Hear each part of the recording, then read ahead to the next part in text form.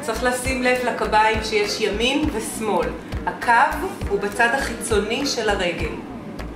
הרגל על המדרך, רצוי נעל ספורט. עכשיו אני מדגימה את הקשירה.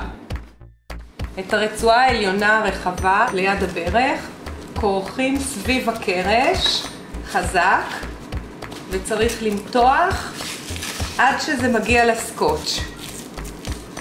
הרצועה הצרה מתחילה מעל הקרסול, מאחורי הרגל בצורת 8.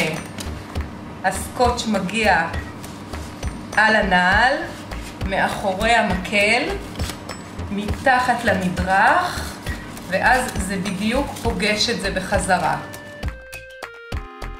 לפני שהולכים, יש להקפיד על 3 כללים.